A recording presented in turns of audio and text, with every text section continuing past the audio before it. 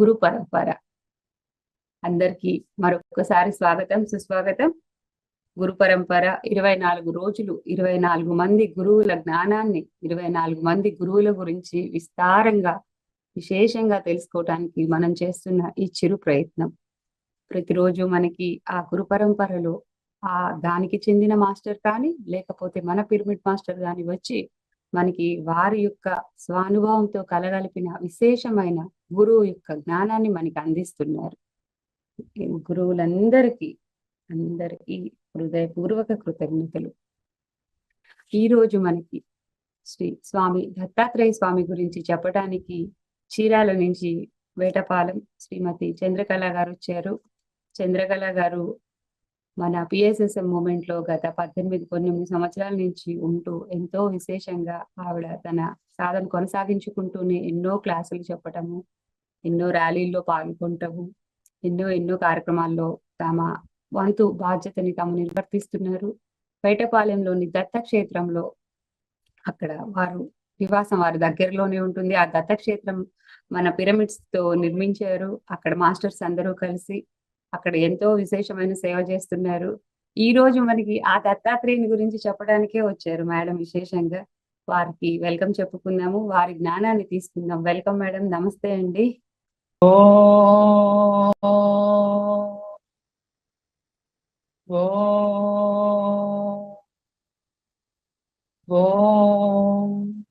శ్రీ గురుభ్యో నమః. హరి ఓం. గురు బ్రహ్మ గురు విష్ణు గురుదేవో మహేశ్వరః. గురు సాక్షాత్ పరబ్రహ్మ తస్మై శ్రీ గురవే నమః. శ్రీరామకృష్ణ సమర్థ సద్గురుదేవాయ నమః. పూజ్యులు మాకు విద్య నేర్పించిన శ్రీరామకృష్ణ గురువు గారికి ధన్యవాదాలు తెలుపుకుంటున్నాను. అట్లానే బ్రహ్మర్షి పత్రిజీ గారికి ధన్యవాదాలు. గురువులకే గురువు, ఆది గురువు, జగద్గురువు అయిన దత్తాత్రేయ స్వామి వారికి ధన్యవాదాలు తెలుపుకుంటున్నాను. ఈరోజు ఈ పిఎంసి ఈ మన ఛానల్లో కలవటం చాలా సంతోషంగా ఉంది. గురువులందరి గురించి తెలుసుకుంటూ ఉన్నాను. దాని దత్తాత్రేయ స్వామి గురించి ఈ రోజు కొంచెం అందరికీ తెలిసిందంటే ఒకసారి మనం మాట్లాడుకుంటే బాగుంటుందని మిమ్మల్ని అందరితో కలుసుకోవడం ఎంతో సంతోషంగా ఉందని చెప్పుకుంటూ ఉన్నాను. దత్తాత్రేయ స్వామి ఈ భూమి మీద ఎన్నో అవతారాలు వచ్చాయి కానీ తిరిగి అవతార సమాప్తి చేసి వెళ్ళిపోయాయి.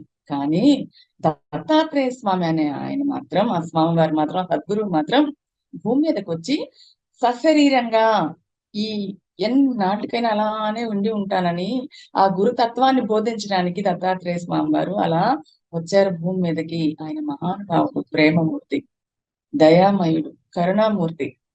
జ్ఞానాన్ని వసంగడానికి అందరికీ అందించడానికి వచ్చిన స్వామి దత్తాత్రేయ స్వామి వారు. ఆయన ఏమంటున్నాడంటే, మీరు ఎవరైతే నన్ను స్మరణ చేస్తారో, నన్ను ఎవరైతే తలుచుకుంటారో, ప్రేమగా పిలుస్తారో, స్మరణ మాత్ర సంతుష్టుడు, నేను వాళ్ళ వశం అవుతాను, దగ్గర అవుతాను, వాళ్ళకి ప్రేమను నేను అందిస్తాను అంటున్నాడు. ఆయనని తలుచుకోవటం, ఆయన్ని పిలవటం రావాలి. అది ఎలాగో ఈ రోజు సాధనలో నేర్చుకుందాం. ఏ విధమైన స్థితిలో ఉంటే స్వామి వస్తారు, ఏ విధమైన ప్రేమను ఆయనకి అందించాలి, ఆయన యొక్క గురుతత్వాన్ని ఎలా తెలుసుకోవాలి, ఆయన మనకి ఏం అందిస్తున్నారు, నిజంగా ఆయన మన దగ్గరికి వస్తారా, మన యొక్క కర్మలు తీసేస్తారా, ఇంత సహాయం చేస్తారా, అంత ప్రేమమూర్తాన్ని మనం తెలుసుకోబోతాం. అసలు దత్తాత్రేయ స్వామి వారిని అత్రి మహర్షి అనసూయామాత ఎలా పొందారు, అది కొన్ని మాటల్లో తెలుసుకుందాం. అందరికి తెలిసిందైనా సరే, మునులు పూర్వకాలంలో ఋషులు, యోగీశ్వరులు తపస్సు చేసేవాళ్ళు. ఎందుకు అంటే విశ్వ కళ్యాణం కోసము, మానవుల యొక్క కళ్యాణం కోసం, లోక కళ్యాణం కోసం చేసేవాళ్ళు.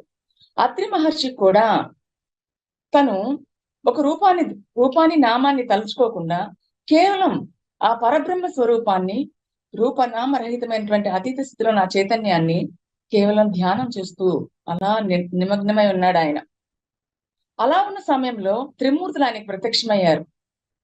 ఏంటి నాయన, నీకేం కావాలి అంటే, నేను మిమ్మల్ని పిలవలేదే, మీరు ఇలా వచ్చారేంటి, నేను రూపాత్మక స్థితిలో ఉన్నట్టు ఆయన్ని కదా కొలుస్తున్నాను, పరబ్రహ్మ. ఆ పరబ్రహ్మ ఏమైనా ఆయన, నీకేం కావాలో చెప్పు అంటే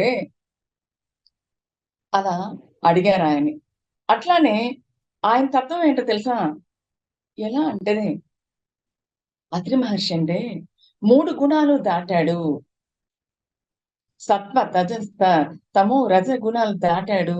గుణాతీత స్థితిలో ఉన్నాడు కాబట్టే సాధన చేయబట్టి ఆ యొక్క త్రిమూర్తుల దర్శనం ఆయన కలిగింది. వాళ్ళ భార్య గురించి ఒకసారి చెప్పుకుందాం. ఆమె అనసూయ మాత. ఆమెకు అసూయే లేదు, ఈర్ష్య లేదు, ద్వేషం లేదు, కోపం లేదు, ఏమి లేదు. ఆమె అన్నిటినీ జయించినటువంటి ఆవిడ. ఆ స్థితిలో ఉన్నప్పుడు మాత్రమే దైవ దర్శనం కలుగుతుంది. గుణాలు లేనప్పుడు, గుణాతీత స్థితిలో ఉన్నప్పుడు మనకి దైవం కనబడదు, ద్వంద్వాల్లో ఉంటాం. గుణాతీత స్థితిలో ఉన్నప్పుడు మాత్రమే దైవ దర్శనం కలుగుతుంది. కాబట్టి వాళ్ళిద్దరికీ దత్తుడు దర్శనం కలిగింది. దత్తుడు పుత్రుడిగా జన్మించడం జరిగింది.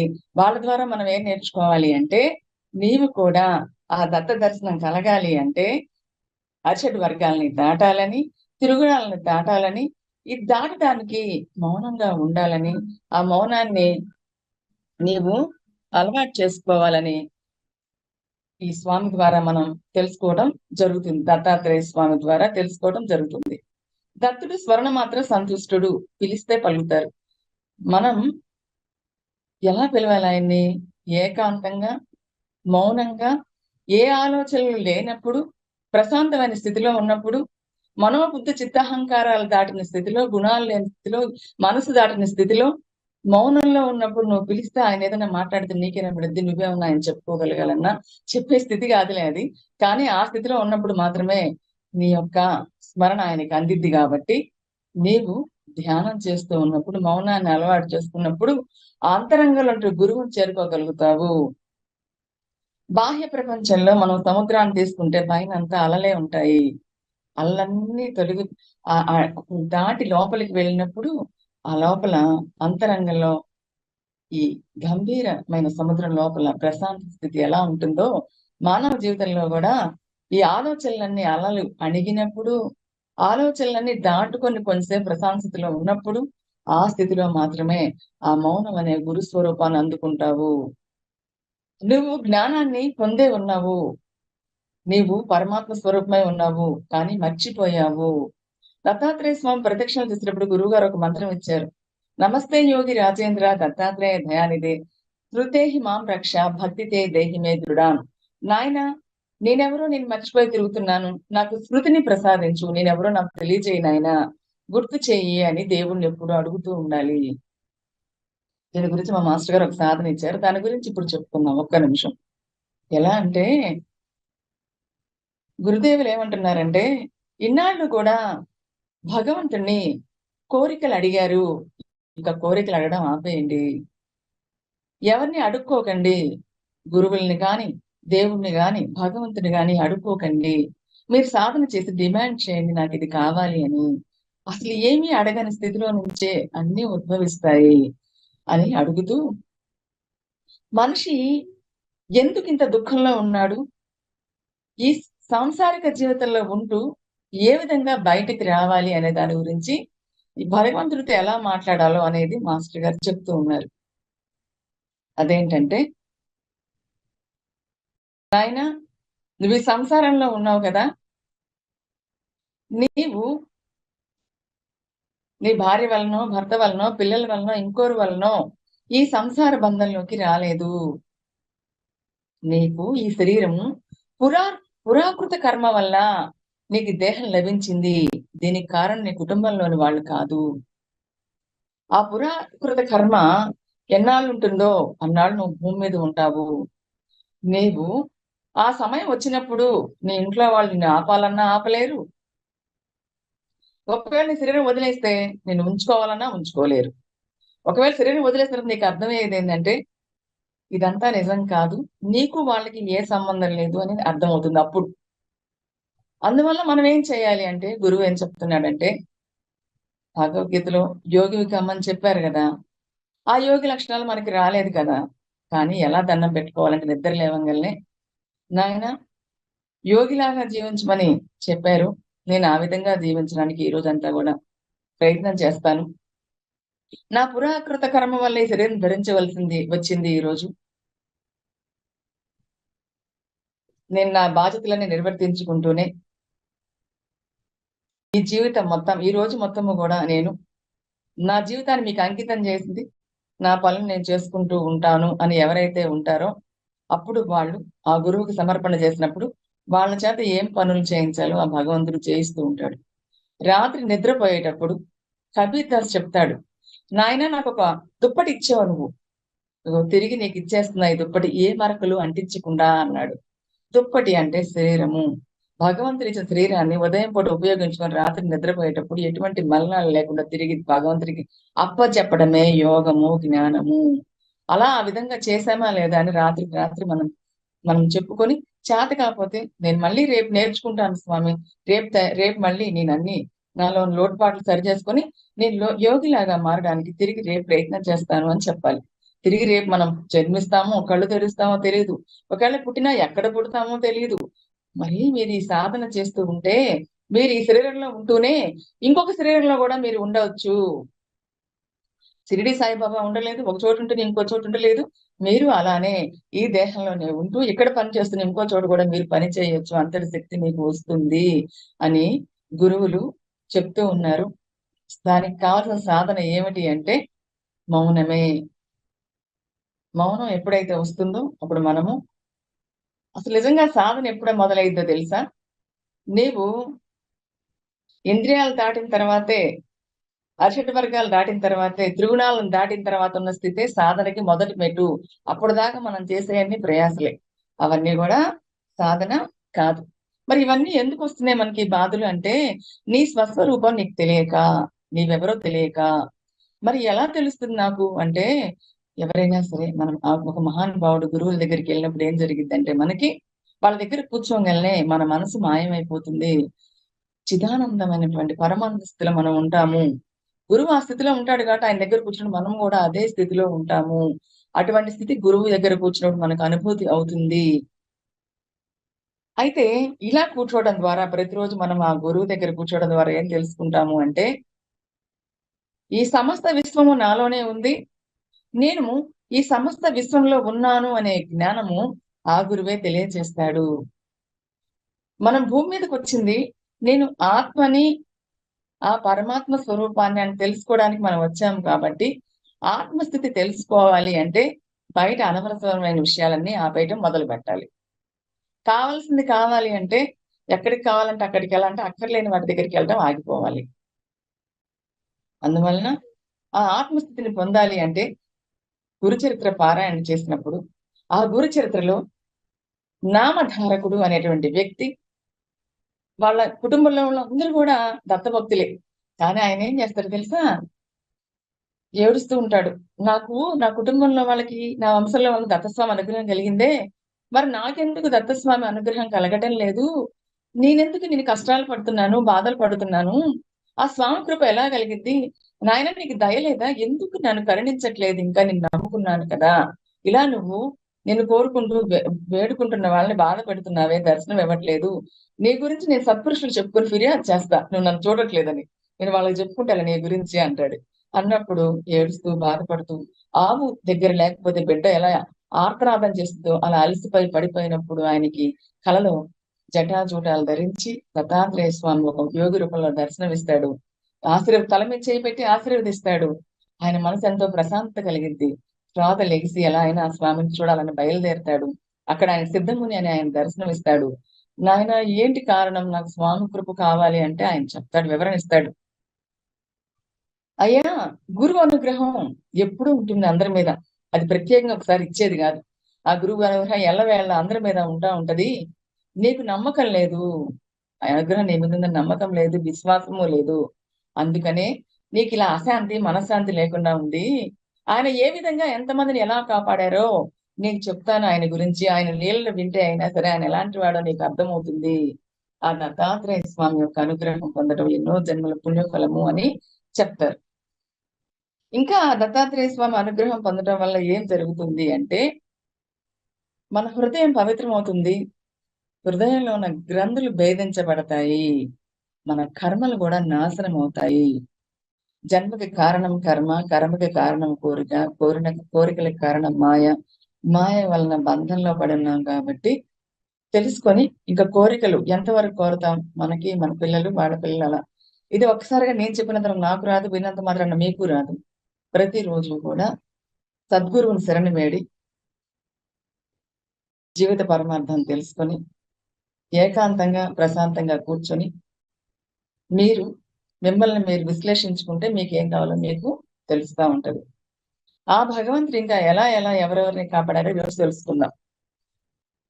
గురువు నామానికి మించింది లేదు. గురువు కన్నా గురువు నామం ఎంతో శక్తివంతమైంది. ఆంజనేయ స్వామి చూడండి, రామనామం చేస్తాడు.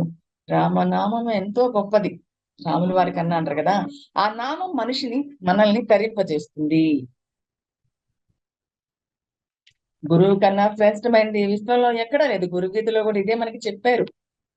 గురువు మీద భక్తి కలగడం, గురువు మీద శ్రద్ధ కలగడం ఎన్నో జన్మ పుణ్యఫలం. ఇక్కడ ఇంకో విషయం ఏం తెలుసుకోవాలంటే, మనం జన్మిస్తాము, మనం ఎవరో మనకు తెలియదు. కానీ మన గురువు మాత్రం కొన్ని జన్మల నుంచి మనల్ని అంటు పెట్టుకొని వస్తూనే మనతో ఉంటాడు. మన తల్లిదండ్రులు మారచ్చేమో మనకి, మన తల్లిదండ్రులు మనకి మారుతూ ఉంటారు జన్మ జన్మలకి. కానీ గురువు అనేవాళ్ళు కొన్ని జన్మల నుంచి అలా వస్తూనే ఉంటారు, మనల్ని సరైన మార్గంలో పెట్టడం కోసము. ఆ గురువు యొక్క అనుగ్రహం కలగటం ఎంతో అదృష్టం. గురువు అనేవాడు ఎలా అంటే మంగళ స్వరూపుడు. గురువే దేవుడు, గురువే జీవుడు, గురువే సర్వము. ఆయనని గురువు కన్నా ఇంకా మించింది ప్రపంచంలో ఇంకా ఏమీ అన్యం అనేదే లేదనమాట. గురువు అలాంటి ఆయన.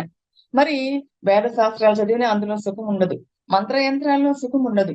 ఎలాగంటే గురువు అనుగ్రహం, గురు ప్రసాదం వల్ల ఎప్పుడైతే మౌనం అనే స్థితి మనకు కలిగిద్దో మన అంతరంగంలో, అదే అసలైనటువంటి స్థితి, సుఖము, మనశ్శాంతి, ఆనందం అనేది. అది డబ్బుల ద్వారా వచ్చేది కాదు, బయట వస్తువుల ద్వారా వచ్చేది కాదు, వ్యక్తుల ద్వారా వచ్చేది కాదు. అది ఆ గురువు అనుగ్రహం కలిగినప్పుడు తనంతట తానుగా మన లోపల ఉద్భవించేటువంటి ఆత్మానంద స్థితి ఆ గురుదేవుల వల్ల మనకి కలుగుతుంది అన్నమాట.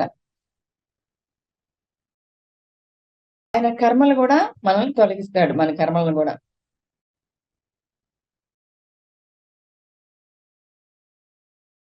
మరి ఈ గురువుని మనము ఇంద్రియాల ద్వారా తెలుసుకోలేము, అంతఃకరణ ద్వారా తెలుసుకోలేము. ఇవన్నీ చెప్పుకున్నాం కదా. ఆయన తెలుసుకోవడానికి ఏకైక మార్గం ఏమిటి అంటే, అన్యథా శరణం దాస్తి త్వమేవ శరణం మమ తస్మాత్ కారుణ్య భావేన రక్ష రక్ష గురుదేవా అని శరణ వేడుకొనడమే. అప్పుడు మాత్రమే మనకి సాధ్యపడుద్ది. ఈ గురు చరిత్రలో లాస్ట్ లో దత్తాత్రేయ స్వామి వాళ్ళ ఇష్టమైనటువంటి సేవించే వాళ్ళ నలుగురికి, సాయం దేవుడికి, నందశర్మకి, నరహరికి, ఈ యొక్క సిద్ధమునికి 4 తామర పువ్వులు ఇస్తారు. అదొక అదృష్టం. ఆ తామర పువ్వు అంటే అర్థం ఏంటో తెలుసుకున్నాం. అందరికీ ఇవ్వలేదు. కొంతమందికి ఏమో వ్రతం చేయమని చెప్పాడు, కొంతమందికి ఏమో మంత్ర జపం చేయమని చెప్పాడు, కొంతమందికి ఏమన్నా అభిషేకాలు చేయమని చెప్పారు, కొంతమందికి తీర్థాటన చేయమని చెప్పారు, కొంతమంది నా దగ్గర వచ్చి కలుసుకో, నేను శరీరం వదిలేసినప్పుడు శ్రీశైలంలో ఉంటాను కదా అక్కడికి రా అని చెప్పాడు. ఇలా చెప్తున్నప్పుడు వీళ్ళ నలుగురికి మాత్రమే తామర పువ్వు ఇస్తాడే గురు చరిత్రలో. అప్పుడు మీకు అనిపించదా నాకు కూడా ఈయన పుష్పం ఇస్తే బాగుండు అని అనిపిస్తుంది కదా. అసలు ఏంటి అంతరార్థం, వీళ్ళకి ఎందుకు ఇచ్చారు, వీళ్ళ జీవితంలో ఏం జరిగింది, అది ఇప్పుడు మనం తెలుసుకుందాం. ఈ నరహరి శర్మ అనే ఆయన జీవితంలో అసలు ఏం జరిగింది అంటే, ఈయనకి కుష్టి వ్యాధి వచ్చింది. ఎంతో అనారోగ్యంతో బాధపడుతూ ఉన్నాడు, తెల్ల కుష్టి వ్యాధి. ఆయన కుటుంబంలో వాళ్ళందరూ తరిమి వేశారు, భార్య వదిలేసి వెళ్ళిపోయింది. ఇక జీవితం వ్యర్థం, ఇక ఎందుకు పనికిరాను, నేను ఇలా ఎప్పుడు ఏ జన్మలో పాపం చేశాను, ఇలాంటి కర్మ అనుభవించాల్సి వస్తుంది అని ఏడుస్తూ బాధపడుతూ స్వామి దగ్గరికి చేరతాడు, దత్తాత్రేయ స్వామి దగ్గరికి చేరతాడు. ఎవరైనా సరే వాళ్ళ పూర్వజన్మ కర్మ పరిపక్వత అయినప్పుడు, ఇంకా వాళ్ళ కర్మలన్నీ తీరిపోయినప్పుడు ఆ గురువు దగ్గరికి చేరాల్సిందే. దత్తుడి దగ్గరికి ఎవరైతే చేరతారో అది వాళ్ళకి ఆఖరి జన్మ. ఆయన పరీక్ష పెడతాడు, కానీ ఆ పరీక్షలో నాయన అని శరణ వేడితే నువ్వు తప్ప నాకెలా చాతురా నాయన అని అడిగావనుకో, ఆయనే మళ్ళీ మార్గం చూపిస్తాడు. అటువంటి భక్త సులభుడు దత్తాత్రేయ స్వామి వారు. ఈయనకి కూడా దత్తాత్రేయ స్వామి దర్శనం జరిగింది. ఆయన దగ్గరికి వెళ్తాడు, వెళ్ళి నిలబడతాడు. ఆయన సంగమంలో స్నానం చేసి వస్తూ ఉంటాడు. వచ్చినప్పుడు, స్వామి నాకు ఇలా వ్యాధి వచ్చింది, కుష్టి వ్యాధి వచ్చింది, నేను భరించలేకపోతున్నా, దీనికన్నా చచ్చిపోవడమే హాయి అనిపిస్తుంది, ఏం చేయాలో తెలియటం లేదు, ఇంట్లో వాళ్ళందరూ నెట్టి వేశారు, భార్య వదిలేసింది, పిల్లలు లేరు, నాకు దారి చూపించదు కదా స్వామి, నన్ను నువ్వే రక్షించాలి తండ్రి, ఏదో విధంగా మీరు నన్ను కాపాడండి అని అంటాడు. స్వామి ఏం చేస్తాడంటే నవ్వుతాడు. ఫస్ట్ నవ్వి పరీక్షిస్తాడు. అప్పుడు అంటాడు, అటువైపు ఒక అతను వెళ్తుంటే పుల్లల మూట తీసుకొని మేడి కట్టె ఎండిపోయిన కట్టె ఒకటి, ఎన్నో 4-5 ఏళ్ల క్రితం ఎండిపోయిన చెట్లో నుంచి ఒక కట్టె పుల్ల తీసిచ్చి, ఇది రోజు వెళ్ళి సంగమం దగ్గర నాటు, రోజు 2 చేతుల నిండా కుండతో నీళ్లు తెచ్చి 7 సార్లు ప్రదక్షిణ చేసి నీళ్లు పోయి ఇలా చేస్తూ ఉంటే నీకంతా మంచి జరిగింది అని చెప్తాడు. ఇలా చెప్పినప్పుడు ఆ ఆయన ఏం చేస్తాడంటే, నరహరి శర్మ అనే ఆయన గురువుగారు చెప్పినట్లే రోజు ఆ 2 కుండల్లోంచి నీళ్లు తేవటం, ప్రదక్షిణాలు వేయడం, ఉదయం సాయంత్రం చెట్టుకి నీళ్లు పోయడం, అలా చేస్తూ ఉంటాడు. అలా చేసినప్పుడు ఊర్లో వాళ్ళందరూ విచిత్రంగా చూస్తారు. ఓరి వెర్రివాడా, నీకు నిజంగా జబ్బు తగ్గే పని అయితే గురువుగారు అప్పుడే ఏదో చేసి తగ్గించేసేవాడు కదా, నీకు తగ్గేది కాదు పెట్టేది కాదు, ఎందుకు నీ ప్రయాస, ఇలా ఎందుకు చేస్తున్నావంటే ఆయన ఏమంటాడు తెలుసా, గురువు చెప్పిన మాటే నాకు ప్రమాణం, ఆయన వాక్యమే నేను శిరసా వహిస్తాను, ఆయన నాకు చెప్పాడుగా నేను వింటా, ఆయన చెప్పింది చేస్తాను, ఆయన నన్ను చూసుకుంటాడు అని అంటాడు. అలా అన్నప్పుడు అలా ఆ మాట వెళ్ళి దత్తస్వామి తెలిసింది ఈ మాట. తెలిసినప్పుడు సరే చూద్దాం ఆయన దగ్గరికి వస్తానని చెప్పి స్వామి వస్తాడు. వచ్చి ఆయన అడుగుతాడు, ఎవరి నరహరి శర్మని, ఏమయ్యా అంటే, అప్పుడు స్వామి మీరు చెప్పారు, మీరు చెప్పిన ప్రకారం నేను చేస్తున్నాను, మీకు తెలిసి నాకేం కావాలో మీరు చూసుకుంటారనే భావంతో ఆయన చెప్తాడు. ఆయనకున్న భక్తి విశ్వాసాలు చూసి ఆ స్వామి తన కమండలో నీళ్లు తీసి ఆ ఎండిపోయిన మేడి చెట్టుకి మీద ఇలా పోస్తే ఎమ్మటి పెద్ద మహావృక్షం అవుతుందన్నమాట. అప్పుడు ఆయనకున్నటువంటి ఆ కుష్టి రోగం తొలగిపోయింది. ఆ దత్తస్వామి అనుగ్రహం వల్ల ఆ చెట్టు చిగురించి కొంచెం పెద్ద వృక్షం అవుతుంది, కొంచెం అంత వృక్షం అవుతుంది, ఆయనకున్న జబ్బు తొలగిపోతుంది.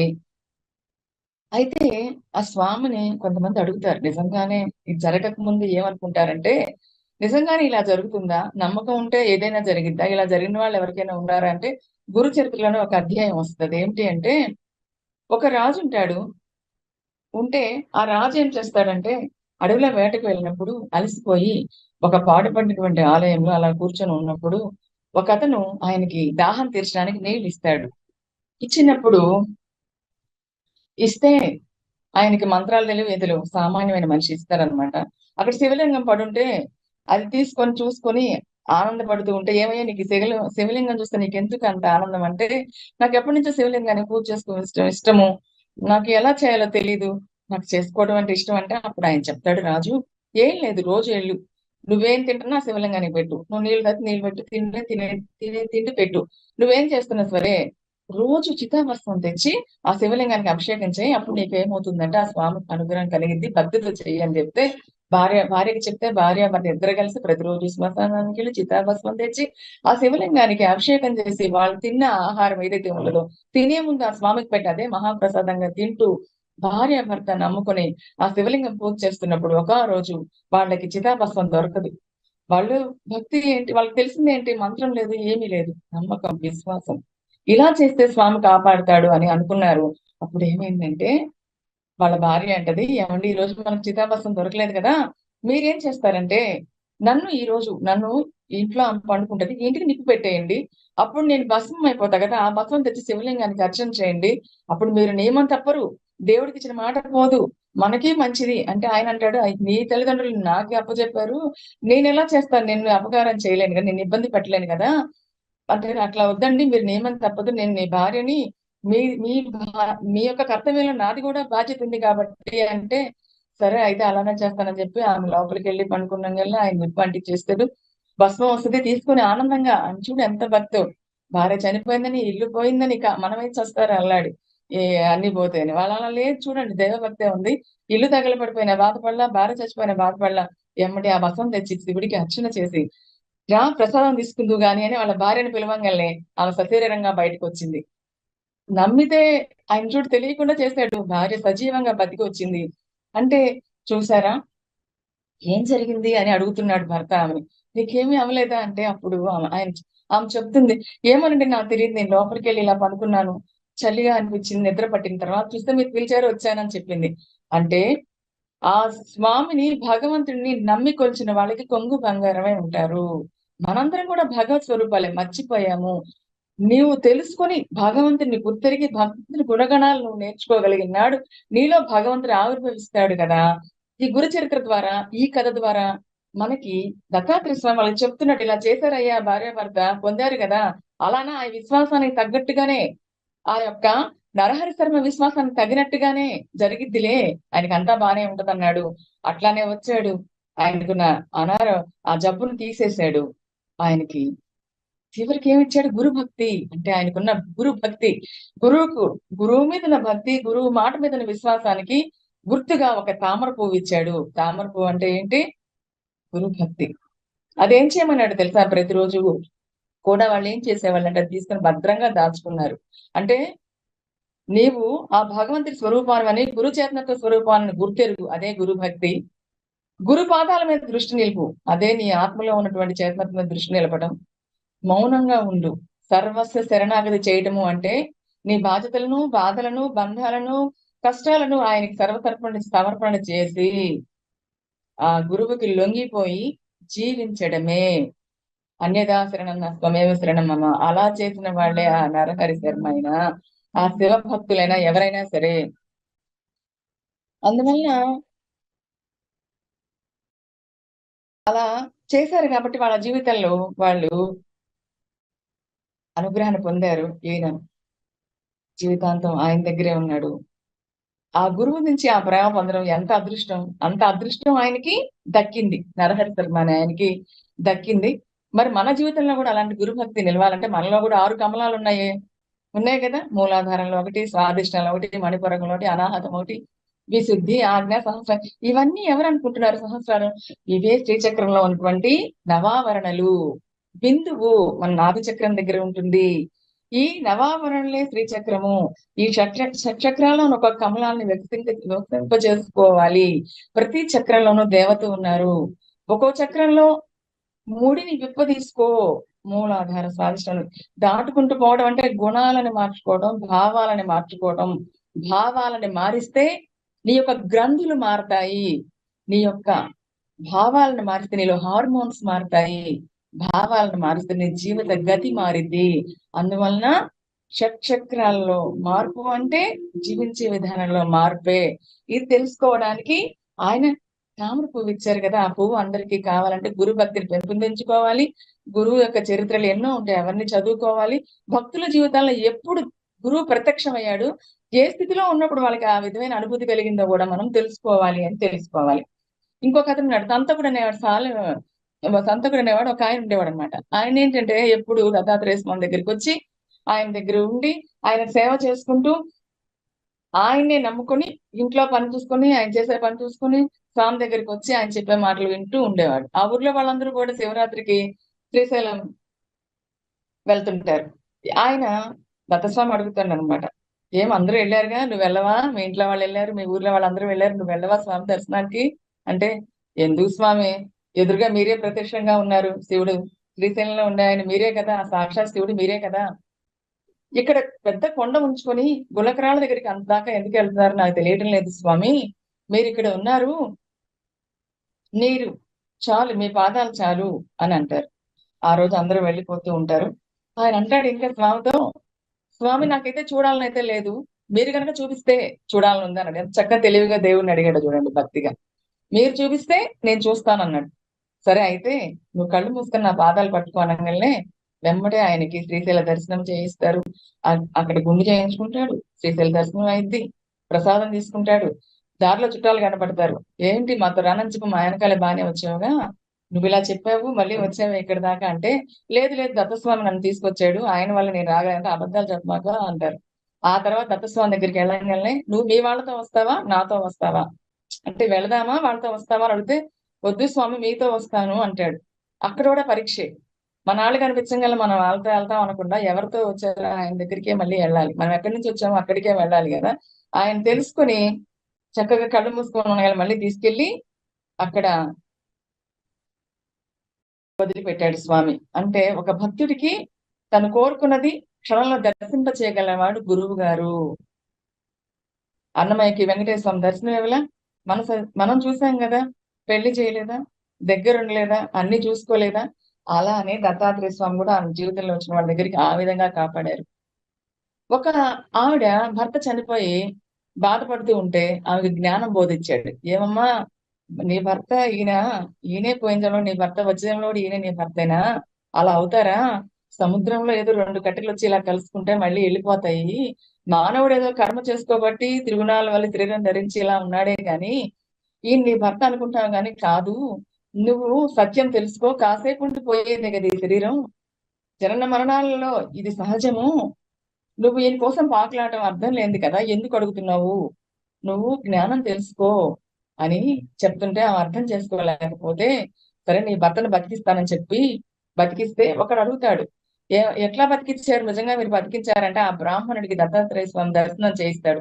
ఈయనకి వచ్చే జన్మలో 30 ఏళ్ళ ఆయుష్ తీసి ఈ జన్మలో ఇచ్చాను అని చెప్పి ఇచ్చాడు. అంటే గురువు ఏం చేయగలడు?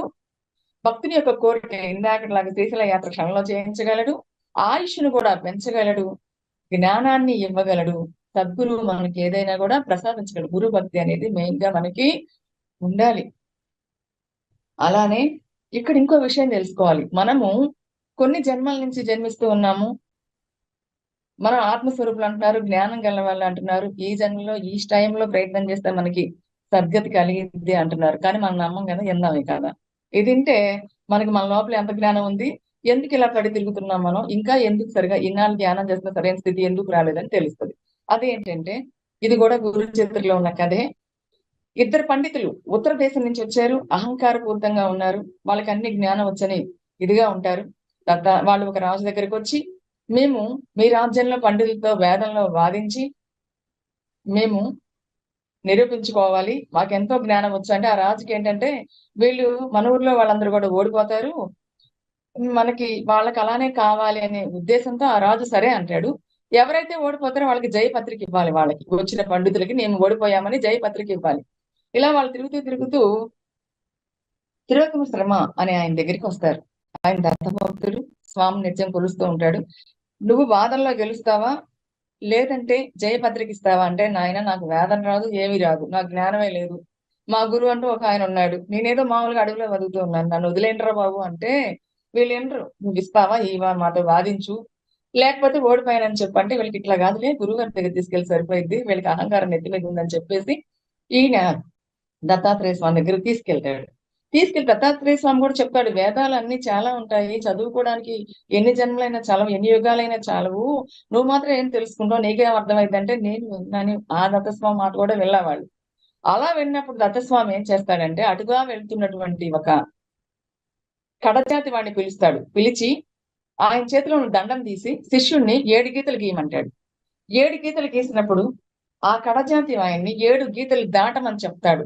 ఆయన మొదటి గీత దాటినప్పుడు ఇలా చెప్తాడు, నువ్వెవరివి అంటే, నేను వనరక్షకుడినైనటువంటి బిల్లుడిని అంత ముందు జన్మలో, ఆ తర్వాత నేను రావణుడనే కిరాతకుడిని, ఆ తర్వాత జన్మలో, అంతకుముందు అంటే వెనక నుంచి ముందుకు వెళ్తున్నాడు ఆయన, అంతకుముందు జన్మలో శూద్రుడైనటువంటి రైతును, దానికి ముందు జన్మలో సోమదత్తుడనే వైశ్యుడిని, దానికి ముందు జన్మలో గోవర్ధన వర్మ అనే క్షత్రియుడిని, దానికి ముందు జన్మ వేదవిధుడైన బ్రాహ్మణుడి అని చెప్తాడు. అయితే నువ్వు బ్రాహ్మణుడివా, వీళ్ళు వేదంలో వీళ్ళని ఓడించాలట, వీళ్ళతో మాట్లాడు నువ్వు అంటాడు. ఎవరు? దత్తాత్రేయ స్వామి. మొత్తం వేదం అంతా చదివి ఆ కడజాతి వాడు తను ఒక జన్మ నుంచి ఒక జన్మకి అట్లా 1, 2, 3, 4, 5, 6, 7 జన్మలు ముందుకెళ్లి బ్రాహ్మణుడని తెలుసుకుని బ్రహ్మ జ్ఞానంతో వేదంలో వాళ్ళని ఓడించాడే. ఓడిస్తే ఆ బ్రాహ్మణుడి కడుపులో నొప్పి వచ్చినట్టు అవి భయం వేసి, నాయన స్వామి మీ మహిమ తెలుసుకోలేకపోయాను నాయన, నువ్వెంత గొప్పవాడువో, మేము అజ్ఞానం వల్ల ప్రవర్తించాం, మా తప్పు క్షమించు అని కాళ్ళ మీద పడతారు. మీకు అహంకారంగా ఉన్నారు, 12 సంవత్సరాలు బ్రహ్మరాక్షసుడిగా అయి పుడతారు, వేదం తెలియక ఒక ఇబ్బంది పడుతుంటే ఆయనకి వేదంలో ఒక అనువాకం చెప్తారు మీరు, అప్పుడు కానీ మీ పాపం పోయిద్ది అని చెప్తారు. అప్పుడు ఏమైందంటే ఆ బ్రహ్మరాక్షసుడు కొంత దూరం వెళ్ళగానే వచ్చి చనిపోతే ఆ చెట్టు మీద ఉండడం వల్ల బ్రహ్మరాక్షసుడుగా ఉండి బ్రాహ్మడికి మంత్రం చెప్పడం ద్వారా ఆ పాపం తొలగిపోయింది వాళ్ళకి. అంటే మనం కూడా ఒకసారి వెనక్కి తిరిగి చూసుకుంటే మనం కూడా అహంకారాల వల్ల ఇలా పడి తిరుగుతున్నామేమో, కొన్ని జన్మల క్రితం మనం కూడా యోగ్యులమైన వాళ్ళమైనవేమో, మనం అర్హత మనం తెలియక మనం బయట ప్రపంచంలో పడి తిరుగుతున్నామో, మనము మన లోపలికి వెళ్ళగలిగితే మన నిజత్వం తెలుసుకుంటాం కదా. అయితే ఇక్కడ తెలుసుకోవాల్సిన విషయం ఏంటంటే, ఎందుకు నేను ఇట్లా బాధపడుతున్నాను, నేను ఇలా కడజాతి వాడిగా పుట్టాను అన్నప్పుడు ఆయన దత్తాత్రేయ స్వామి చెప్తాడు, నీవు తల్లిదండ్రులని దూరంగా ఉంచావు, బ్రాహ్మణుల్ని గురువుల్ని ద్వేషించావు, అందుకని నీకు ఇలాంటి జన్మ వచ్చింది. మనము తెలియక ఎన్నో తప్పులు చేస్తున్నాం. ఆ తప్పులకి కర్మల వల్ల మనం ఇలాంటి జీవితాన్ని జీవిస్తూ ఉంటామని చెప్పారు. చివరికి ఆయన ఏం చేస్తాడంటే, నాకు ఇలా బ్రాహ్మడు అని తెలిసిన తర్వాత నాకు ఆ ఇంటికి వెళ్ళబుద్ధి కావట్లా. నాకు ఇక్కడే ఉండాలండి. బ్రాహ్మణుడిగా ఉండాల్సింది. నన్ను బ్రాహ్మణుడిగా మార్చేయండి అంటాడు. భార్య వచ్చి ఏడుస్తూ ఉంటది. మీరు రండి, నా భర్తకేమైంది? ఇలా మాట్లాడుతున్నాడు పిచ్చి పెట్టినట్లుగా. ఈయన నా భర్తను నాకు పంపించండి అంటుంటది. ఈయనేమో నేను ఆ ఇంటికి పోను, వాళ్ళతో నాకు సంబంధం లేదు అంటుంటాడు ఈయన. సరే ఇప్పుడు దత్తాత్రేయ స్వామి ఏం చేస్తారంటే ఊళ్ళోకి పంపించి పిసినారి వ్యాపారస్తుని పిలిచి ఈయనంతటికి పిలుచుకొచ్చి ఈయన మీద నీళ్లు పోయమని చెప్తాడు. దత్తాత్రేయ స్వామి ఈయన మీద భస్మం చల్లటం వల్ల ఈయనకి జ్ఞానం కలిగి జన్మలన్నీ గుర్తొచ్చాయి కదా. పిసినారి ఆయన తీసుకొచ్చి కుండలో నీళ్లు పోయంగానే ఈయన గత జన్మ గురించి మర్చిపోయాడు. వెంటనే ఏంటి నేను ఇక్కడున్నాను, మనం ఇంటికి వెళ్ళాలి కదా, చాలా టైం అయింది, వెళ్ళిపోదాం అన్నాడు. వెళ్ళిపోయాడు. అంటే అర్థం ఏంటి ఇక్కడ తెలుసుకోండి. అప్పటిదాకా ఉన్న జ్ఞానం పిసినారి ఆయన నీళ్లు పోయంగానే పోయిందా? అర్థం ఏంటంటే మనం ఎక్కడ పడితే అక్కడికి వెళ్ళి ఎవరు పెట్టింది వాళ్ళు తింటా ఉంటాం. వాళ్ళు ఏ విధంగా సంపాదించారో తెలియదు, ఎక్కడి నుంచి తెచ్చారో తెలియదు. అలా ఎలా సంపాదించారో తెలియదు, ఏం తెలియదు మనకి. అన్యాయం చేసి సంపాదించిన తినకూడని చోట తింటూ ఉంటాము. ఎక్కడ మనము ఆహారం తీసుకునేటప్పుడు కూడా భగవత్ ప్రసాదంగా తినాలి, అది భగవంతుడికి అర్పించి తినాలి. అటువంటి వాడు నీళ్లు పోయటం వల్ల ఆయన జ్ఞానమే పోయింది కదా.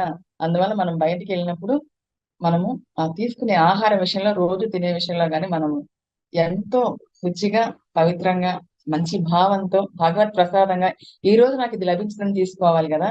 అందువల్ల మనందరం కూడా ఇంకో జన్మలో జ్ఞానం కలిగిన వాళ్ళమే.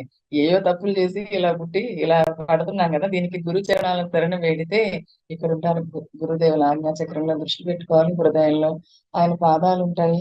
అంతరంగంలో ఆయన మనలో జ్యోతి రూపంలో వెలుగుతూ ఉంటాడు. కాకపోతే చేయాల్సిందల్లా మనసుని కొంచెం అటు తిప్పుకోవడమే. అలా చేయగలగాలి. అలానే అక్షయం చేస్తాడు గురువు. మనకి జీవితంలో మనకి ఆహారం కావాలా, సంపద కావాలా, జ్ఞానం అడగక్కర్లా, నీకేం కావాలా అన్ని ఇస్తాడు. అది ఎలానో తెలుసుకుందాం చిన్న మాటల రూపంలోనే. ఎలా అంటే భాస్కర శర్మ అనే ఆయన అనమాట.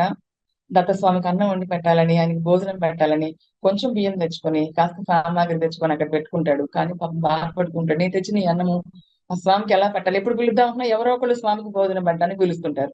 అక్కడ ఎప్పుడు అన్నదానం జరుగుతూ ఉంటది. వచ్చిన వాళ్ళందరూ స్వామి దగ్గర భోజనం చేస్తూ ఉంటూ ఉంటారు. వేల మంది బ్రాహ్మణులు బంతి భోజనం చేసి వెళ్తూ ఉంటారు. వచ్చిన వాళ్ళందరూ ఆయన తిడుతూ ఉంటారు. ఏమయ్యా, వచ్చిన దగ్గర నుంచి బాగా భోజనం చేసి లావు అవుతున్నావే, ఏమి స్వామికి భోజనం పెట్టట్లేదు, నువ్వు ఇక్కడే ఉన్నావు, నువ్వు వచ్చిన తర్వాత ఆ స్వామికి ఇంకెప్పుడు నువ్వు భోజనం పెట్టేది అన్నప్పుడు ఇలా మాటలు స్వామికి తెలుస్తాయి. తెలిసినప్పుడు ఆ స్వామి అంటాడు, ఆయన్ని పిలిచి, రేపు నువ్వు నాకు భోజనం పెట్టు, అన్నం వండి కూరలు రెడీ చేసి సిద్ధం చేసుకో, నువ్వు నీకెందుకు అందరినీ భోజనానికి పిలువు అంటాడు. ఈయన దగ్గర ఉన్న కొంచెం బియ్యంతోనే పాలు, పెరుగు, నెయ్యి, అన్నము అన్ని సిద్ధం చేసుకుని, కావాల్సిన సిద్ధం చేసుకుని స్వామి దగ్గరికి వస్తాడు. ఆయన నేను ఒక్కడనే భోజనం చేయలేను కదా, నువ్వు వెళ్ళి అందరి దగ్గర స్నానం చేస్తూ ఉంటారు కదా, ఈ రోజు నది దగ్గర స్నానం చేస్తూ ఉంటారు కదా బ్రాహ్మణోత్తములు, అందరినీ భోజనానికి కుటుంబంతో సహా రావాలని పిలువు, వాళ్ళు వచ్చి ఇక్కడ భోజనం చేయాలని చెప్తాడు. అలా చెప్పినప్పుడు వెళ్ళి పిలిస్తే అందరు నవ్వుతాడు. ఓ వెర్రివాడా, నువ్వు పిలిస్తే మాత్రం నేను వస్తాను, నీ దగ్గర ఉన్న తోళ్ళు బియ్యం మాకేం పెడతావు, నువ్వు మేము ఇంటికి వెళ్ళి మళ్ళీ తినాల్సిందే రాము అంటారు. ఈ విషయం దత్తస్వామికి తెలిసి వేరే వాళ్ళని పంపించి మళ్ళీ పిలిపిస్తారు. ఆ రోజు చాలా మంది వచ్చి 4,000 మంది వచ్చి అక్కడ కూర్చొని భోజనం చేస్తారు. ఎలాగా అంటే స్వామి ఒక వస్త్రం ఇస్తాడు ఆయనకి. నువ్వు వండిన పదార్థాల మీద ఈ వస్త్రం కప్పు అంటారు. వస్త్రం తీయకుండా తీసుకొని వడ్డించమంటారు. అలా వడ్డిస్తుంటే ఎన్నో వేషాలు దానిలోంచి వస్తా ఉంటాయి. నెయ్యి అయితే ధారలుగా వేసి పెడతారు. అంటే ఆ స్వామి తలుచుకుంటే ఆహారాల్ని మల్టిప్లై చేశాడు, అక్షయం చేయగలడు. స్వామి జ్ఞానాన్ని ఇవ్వగలడు, గురుభక్తిని పెంపొందించగలడు, ఇటు చూస్తే అక్షయం చేయగలడు, కర్మలు తొలగించగలడు, అహంకారాన్ని వదిలించగలడు. ఇన్ని రకాలుగా స్వామి. ఇంకా చెప్పాలంటే ఒక గొడ్డు బర్రె కూడా ఆయన పాలు ఇచ్చేటట్టుగా చేయగలిగాడు. ఒక పేదవాళ్ళు అలాంటి వాళ్ళు ఉన్నప్పుడు స్వామి భిక్షాటనకి వెళ్తాడు. దత్తాత్రేయ స్వామి గారు, షిరిడి సాయిబాబా గారు అందరూ భిక్షాటనకి వెళ్తూ ఉంటారు. వాళ్ళకి భిక్ష చేయాల్సిన అవసరం లేకపోయినా సరే భిక్ష చేస్తారు. ఎందుకు అంటే భక్తుల యొక్క కర్మలను తొలగించడానికి వాళ్ళు భిక్షాటన చేస్తారు. అలా చేస్తున్న సమయంలో ఒకళ్ళింటికి వెళ్ళినప్పుడు స్వామి అడుగుతాడు, భిక్షాం దేహి అని. ఆమంటది, నా భర్త యయావారాలకై అంటే యాయావారాలకు వెళ్ళారు, భిక్షాటనకి వెళ్ళాడు. ఆయన వస్తారు, వచ్చి రాగానే మీకు ఏదైనా పెడతాను అంటే, ఎందుకమ్మా మీ దగ్గర సావిట్లో అక్కడ బరిగొడ్డు ఉంది కదా, కొంచెం ఆ పాలు తీసిస్తే నేను వెళ్తానంటాను. అది గొడ్డు బర్రె ఇంతవరకు కనను లేదు, ఏను లేదు, ఏమి చేయలేదు, అది పాలే ఇవ్వదండి అంటే, ఏం పర్లేదు తీసుకురా అనగానే స్వామి ఎందుకు చెప్పాడని పాత్రలు తెస్తే 2 పాత్రల నిండా పాలు ఇస్తుంది అనమాట. ఆ కాగబెట్టి స్వామికి ప్రసాదం ఇస్తుంది ఆ పాలు. అయితే ఊళ్ళో వాళ్ళు ఆ ఆ బరిగొడ్డుని తోలుకోవడానికి వెళ్ళినప్పుడు తీసుకెళ్ళడానికి వస్తే, మా మా బరిగొడ్డుని పంపియము, చక్కగా పాలు ఇస్తుంది ఇప్పుడు అంటే, ఆ స్వామి మహత్యం ఊర్లో వాళ్ళందరికీ తెలిసింది. ఇలాంటి గొడ్డు బర్రె పాలు ఇవ్వడం ఏమిటి, ఈ స్వామి సామాన్యుడు కాదని అందరూ తెలుసుకుంటూ ఉంటారు. అంటే ఆయన కన్ను చూపు పడిన, ఆయన స్పర్శ వలన, ఆయన యొక్క మనోసంకల్పం వలన అయినా సరే సాధ్యం కానిది ఏది లేదు. అటువంటి ఆ పాలు ఇచ్చింది ఆ యొక్క గొడ్డు బర్రె కూడా. ఆయన్ని మనుషులే కాదు, దేవతలు కూడా ఆయన్ని పూజించారు, దేవతలు కూడా ఆయన్ని కొలిచారు. యక్షులు, కిన్నెర పురుషులు అందరూ కూడా ఆయన్ని కొలుస్తూ ఉంటారు. దేవతలంతటి వారే దత్తస్వామిని కొలిచారు. మనం ఎంతటి వాళ్ళము. జంబాసురుడు అనేటువంటి ఏ రాక్షసుడి చేతిలో దేవతలు ఇబ్బంది పడుతున్న టైంలో ఓడిపోయితే వాళ్ళని చంపుతూ ఉంటారు రాక్షసులను. ఓడిపోయి దత్తాత్రేయ స్వామి శరణ పొందినప్పుడు దత్తాత్రేయ స్వామి ఆ యుద్ధంలో దేవతలను గెలిచేటట్టుగా చేస్తాడు, వాళ్ళకి రాజ్యాన్ని ప్రసాదిస్తాడు. ఆ కథ అందరికీ తెలిసిందే అనమాట. అలా దత్తస్వామి దేవతలందరి వారిని ఆయన కాపాడారు. ఒక అతను దత్తస్వామిని నమ్ముకొని వ్యాపారం చేసుకుంటూ ఉంటాడు. చేసుకుంటూ ఉన్న టైంలో ఆయన ఏమనుకుంటాడంటే, నాకు వ్యాపారంలో లాభం వస్తే తప్పకుండా స్వామి నీ దగ్గరకు వచ్చి అందరికీ కూడా నేను భోజనం పెడతాను, అందరికి అన్న సంతర్పణ చేస్తాను అని చెప్పి దండం పెట్టుకుంటాడు. అలా వ్యాపారం చేస్తూ ఉన్నప్పుడు దత్తభక్తులను కొంతమంది ఆయన దగ్గర చేరతారు. చేరినప్పుడు వాళ్ళు ఆయనతో రావడం, వెంబడించడం, ఆయన దగ్గర డబ్బులు తీసుకోవడం, ఆయన చంపేస్తారు అక్కడే. చంపేసి పడేసినప్పుడు ఆయన శ్రీపాద శ్రీవల్లభ అని అరుస్తాడు. అలా తలుచుకోగలనే పిలవంగలనే అప్పుడు ఏమైందంటే ఆ స్వామి అక్కడ ప్రత్యక్షం అవుతాడు. ప్రత్యక్షమైతే అక్కడ దొంగలందరూ అలా ఉన్న టైంలో ఒక అతను మాత్రం, నేను ఈ దొంగని కాదు, వీళ్ళ దారిలో కలిశాను కానీ నేను ఎప్పుడు దొంగతనం చేయలేదు స్వామి, నేను నిన్ను శరణ వేడుకుంటున్నాను అంటే, ఆయన తలకాయ తెచ్చి మెడకి అతికించమని చెప్పి భస్మం చల్లుతాడు దత్తాత్రేయ స్వామి. ఎమ్మటే వల్లవేసుడు బతుకుతాడనమాట. ఏంటి చూసేసరికి, ఆయన కళ్ళు తెచ్చి చూసేసరికి దొంగలు చచ్చిపోయి ఉంటారు. అప్పుడు అడుగుతాడు ఏం జరిగింది అని. ఇక్కడ ఒక మునీశ్వరుడు వచ్చారు, మిమ్మల్ని బతికించాడు, ఆయన మీ ప్రాణాలు కాపాడాడు, ఆ దొంగలు మిమ్మల్ని చంపారు, ఆయన బతికించాడని చెప్పినప్పుడు ఆ స్వామి దర్శనం నాకు కాలేదే అనుకుంటూ ఆ స్వామి దగ్గరికి వెళ్ళి నమస్కారం చేసుకుని ఆ రోజు ఎన్నో వేల మందికి అన్నదానం చేశాడు ఆయన. అంటే నువ్వు తలుచుకున్నా తలుచుకోకపోయినా, ఇలా పిలిచినా పిలవకపోయినా, నువ్వంటూ నీలో నిన్ను తలుచుకుంటూ ఉన్న టైంలో ఆయన ఎప్పుడు నీతోనే ఉంటాడని గుర్తెరగడమే జ్ఞానం. ఎందుకంటే నీవే గురు స్వరూపం, స్వస్వరూపంలోనే గురువు ఉన్నారు. మీకు తెలియని విషయాలన్నీ కూడా ఇప్పుడు ఒక విషయం తెలుసుకోవాలి. ఏంటో తెలుసా? జ్ఞానం అంటే ఏంటో తెలుసా? ఇప్పటిదాకా చదువుకున్నది, ఇప్పటిదాకా నేర్చుకున్నది, ఇప్పటిదాకా అభ్యసించింది, శాస్త్రాలు వల్ల వేసింది, మంత్రాలు చేసింది, ఇంకా ఏదైనా తెలుసుకుంది, మొత్తం ఒకనాడు వదిలేయాలట. మొత్తం వదిలేసే రోజు ఒకటి వస్తుంది. అన్ని వదిలినప్పుడు మాత్రమే ఆయన దొరుకుతాడంట. ఎప్పుడు వదిలేస్తాం అన్ని? నిద్రలో. నిద్రలో మనకి ఏమీ తెలియదు, మనం ఎవరో మనకు తెలియదు, మనం ఏం చూస్తాం కూడా మనకి తెలియదు. నిద్రలో మనకి తెలియదు. అలానే అన్ని స్థితి దాటినప్పుడు అప్పుడు మాత్రమే ఆ దైవత్వాన్ని, ఆ గురుతత్వాన్ని మనం తెలుసుకోగలుగుతాము.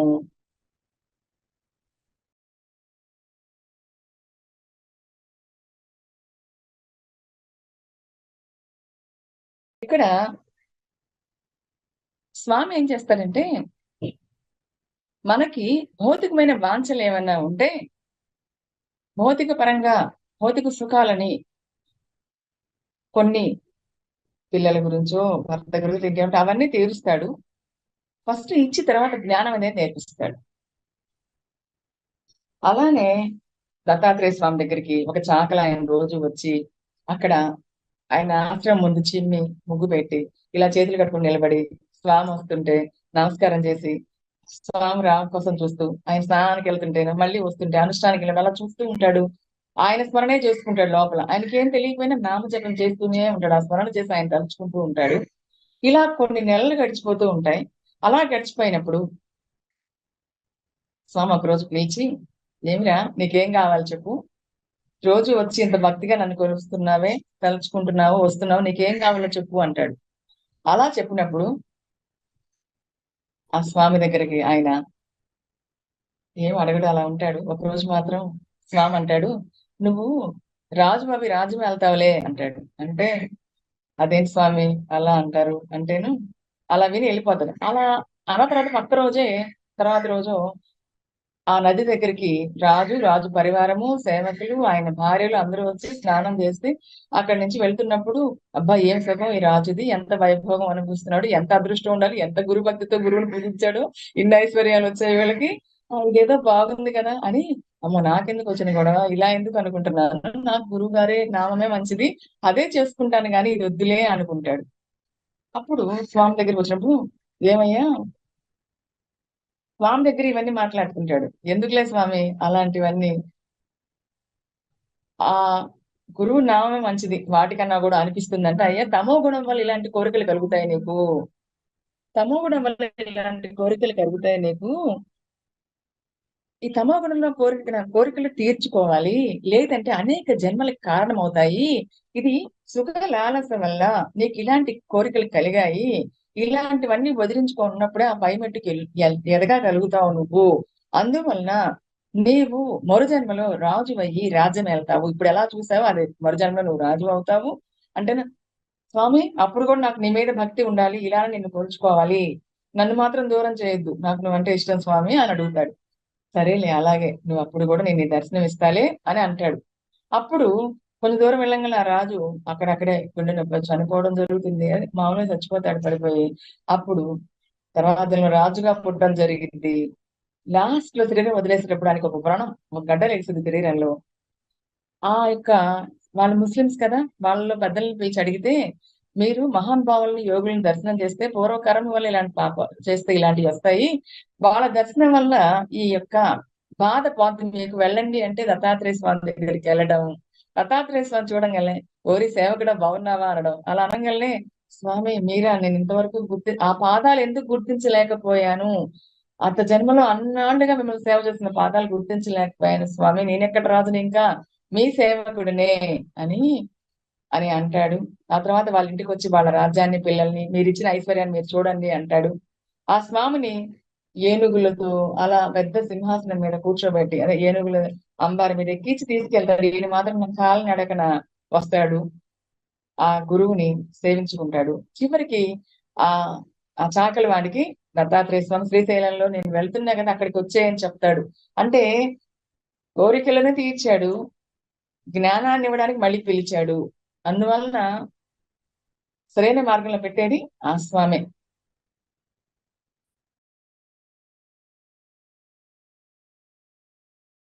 ఇప్పుడు ఇంకొక ఆయన ఉన్నాడు, ఈ యొక్క నంది శర్మ అని, ఆయనకు కూడా ఒక తామర పువ్వు ఇచ్చాడు. అమ్మ ఒక్కసారి వీడియో ఆన్ చేసుకోండి. అది వీడియో నంది శర్మ అని ఆయన కూడా లాస్ట్ లో దత్తాత్రేయ స్వామి అలా వెళ్ళిపోగానే, శ్రీశైలం కదలివనానికి వెళ్ళిపోగానే 4 తామర పూలు కొట్టుకొని వస్తాయి, మీకు తీసుకోండి అని చెప్పినప్పుడు ఈయన కూడా వస్తుంది. ఈయన జీవితంలో కూడా ఈయనకి కుష్టి వ్యాధి ఉంటది, ఆ బాధ భరించలేకపోయాడు. ఆయన భవానీ అమ్మవారిని పూజ చేశాడు, కొన్ని సంవత్సరాలు పూజ చేశాడు, తగ్గలేదు. తర్వాత అమ్మవారు ప్రత్యక్షమై తులజాపూర్ అమ్మవారి దగ్గరికి వెళ్ళి అక్కడ తపస్సు చేయమంటే అక్కడ కూడా 7 నెలలు చేస్తాడు. ఆమె ఏం చెప్తుందంటే, ఇక్కడ కాదు అక్కడ స్వామి ఉన్నాడు, నృసింహ స్వామి, ఆయన దగ్గరికి వెళ్ళని చెప్తే ఆయన అంటాడు, ఏంటమ్మా ఎన్నాళ్ళు నేను అక్కడ జపం చేసింది, ఇక్కడికి వచ్చి నేను గెలిచింది, మీరందరూ కలిసి నన్ను ఇప్పుడు వెళ్ళి ఒక మానవ మాత్రం దగ్గరికి పోమంటారా, ఆయన దగ్గరికి వెళ్ళి నేను అడగమంటారా, నేను ఎక్కడికి వెళ్ళను, ఉంటే ఏడే ఉంటా లేకపోతే ఇట్లా పోతా అంతే అని చెప్పి అంటాడు. నువ్వు ఈ మాత్రం కూడా సహాయం చేయలేవా అని అమ్మను కూడా అడుగుతుంటాడు. అంటే ఇంకా అమ్మవారు అక్కడున్న పంతులు గారికి బ్రాహ్మడి కల్లో కనిపించి, ఈయన సాగనంపండి ఇక్కడి నుంచి, ఇక్కడ ఉంచొద్దు దీన్ని, ఇక్కడి నుంచి పంపించేయండి అంటే, ఆయన మీరు ఇక్కడికి వెళ్ళాలి, ఆ పంతులు గారు ఏం చెప్తారంటే, తెల్లారి అమ్మవారు అనుమతి అయింది, అనుజ్ఞ అయింది, మీరు ఇక్కడి నుంచి సెలవు తీసుకోండి అని చెప్పగానే ఈయన దత్తాత్రేయ స్వామి దగ్గరికి వెళ్తాడు. వెళ్ళినప్పుడు ఆ స్వామి దర్శనం కోసం అని ఎదురు చూస్తూ ఉంటాడు. అప్పుడు స్వామి వస్తాడు. స్వామి అడుగుతాడు, ఏమయ్యా నీకంత విశ్వాసం లేకపోతే అమ్మ పంపితే రావడం ఎందుకు? అమ్మ పంపించిందని వచ్చావా? రాకపోతే ఏమైంది అంటే, కాదు స్వామి, అక్కడ 7 సంవత్సరాలు తపస్సు చేసి ఇక్కడ ఇన్ని నెలలు తపస్సు చేశానే, నా కర్మ ఇంకా తీరలేదా అని బాధలో అన్నాను కానీ స్వామి, మీరు సర్వజ్ఞులను ఇప్పుడు తెలుసుకున్నాను స్వామి, మిమ్మల్ని శరణ పెడుతున్నాను, నేను బాధపడుతున్నాను, నాకున్న ఈ బాధను తొలగించండి, ఈ బాధను తీసేయండి అన్నప్పుడు ఆ స్వామి ఏం చేస్తాడంటే, ఒక అతన్ని పిలిచి ఈయన తీసుకెళ్లి సంగమంలో స్నానం చేయించండి. స్నానం చేయించి తీసుకొచ్చిన తర్వాత ఆ మేడి చెట్టు దగ్గర ఈయన వస్త్రాలు తగలబెట్టించేసేయమంటారు. అక్కడ ఎక్కడైతే ఈయన వస్త్రాలు తగలబెట్టిస్తారో అక్కడ నేలంతా చెమట బారిపోయింది, పనికి రాకుండా అయిపోతుంది. సంగమంలో స్నానం చేయడం అంటే ఎన్నో జన్మల కర్మాలు పోతాయి కాబట్టి అక్కడ సంగమ స్నానానికి, మేడి చెట్టుకి, గురు పాదాలకి అంత విశేషం ఉన్నది. అక్కడ గాణగాపురంలో చాలా విశేషమైంది అనమాట. ఈయన అలా చేసి వచ్చేస్తాడు. స్వామి దగ్గర రాగానే, ఏమయ్యా సరిగా చూసుకొని శరీరం అంతా చూసుకొని చెప్పు, అంతా బానే ఉందా అంటే, స్వామి ఇంకా కొంచెం కొంచెం ఒక పిక్కంతా మిగిలింది స్వామి, అది పోలేదు, నా అనుమానం వల్లే పోలేదు స్వామి, ఇప్పుడు నా సర్వ సంశయాలన్నీ తొలగిపోయినాయి స్వామి అనగానే, ఇప్పుడు చూసుకో అనగానే ఆయన చూసుకుంటాడు, ఒక స్తోత్రం చేస్తాడు. నాయన నీవే కాదు, నీ కుటుంబంలోనే వాళ్ళే కాదు, అందరూ కూడా నా దగ్గరికి వచ్చి ఇలా చేసుకుంటూ ఉంటారని ఆ దత్తస్వామి గురించి అంతటా ఆయన చెప్పుకుంటూ, ఆ స్వామి ఇలా చెప్పుకుంటూ ఆయన జీవితం అంతా కూడా ధన్యం చేసుకున్నాడు. ఇది చివరిగా ఒక్కటి చెప్పుకున్నాం, సాయం దేవుడికి చాలా మనకు కావాలి, బాగా ఉపయోగం. ఎలా అంటే ఈ సాయం దేవుడికి కూడా ఆ దత్తస్వామి ఆ యొక్క పుష్పాన్ని ఇస్తాడు, తామర పువ్వుని ఇస్తాడు. ఎలా అంటే సాయం దేవుడు ఎలా పరిచయం అవుతారంటే, స్వామి దగ్గరికి ఎలా వస్తాడంటే, ఈ గురుచరిత్ర రాసిన ఆయన కూడా సాయం దేవుడు వంశంలోని వాడే. దత్తస్వామి దర్శనం జరిగింది ఒకసారి, తర్వాత మళ్ళీ 30 ఏళ్ళ తర్వాత నేను కలుస్తానని స్వామి చెప్పడం జరుగుతుంది. ఒకసారి 30 ఏళ్ల కన్నా ముందు ఒకసారి ఆయన ఒక యవ్వన రాజు సేవలో రాజ్యంలో పనిచేస్తున్నప్పుడు ప్రతి సంవత్సరం ఒక బ్రాహ్మణుడి యవ్వన రాజు చంపుతూ ఉంటాడు. ఈయన్ని కూడా రమ్మని పిలవంగానే దత్తస్వామి తెరని పెడతాడు. ఈ రోజు రమ్మంటున్నాడు, నాకు భయంగా ఉంది స్వామి అంటే, నువ్వు వచ్చేదాకా నేను ఇక్కడే ఉంటా, నీకేం పర్లే వెళ్ళిపో అంటాడు దత్తాత్రేయ స్వామి. అలా అన్నప్పుడు ఆ రాజు దగ్గరికి వెళ్ళంగానే స్వామి ఈయన వెళ్ళంగానే సాయం దేవుడు వెళ్ళంగానే ఆ రాజు కోపంగా చూసి లోపలికి వెళ్ళి పడుకుంటాడు. ఆయన్ని ఎవరో చంపుతున్నట్టుగా కనిపిస్తుంది. అది ఎంత బాధో ఒకళ్ళని చంపడం ఆయనకి అర్థమైంది. వెంటనే బయటకు వచ్చి, నేను పిలవలేదు కదా అని చెప్పి వస్త్రభూషణాదులు ఇచ్చి చక్కగా గౌరవ మర్యాదలతో ఇంటికి పంపిస్తాడు. స్వామి అనుగ్రహం కలిగితే దండనలు కూడా దీవెనలు అవుతాయి. అటువంటి పరిస్థితి నుంచి కూడా ఆయన బయటపడ్డాడు కదా.